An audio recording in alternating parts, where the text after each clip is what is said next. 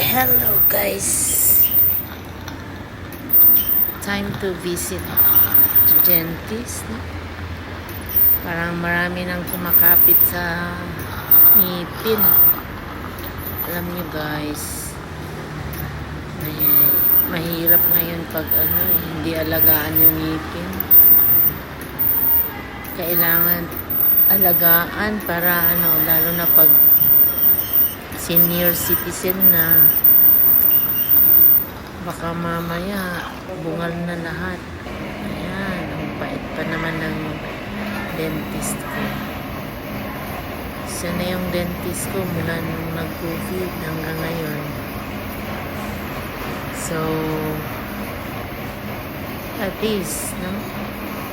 Nalinis at meron ding pinapalagyan ng tapal na kailangan ng pasta.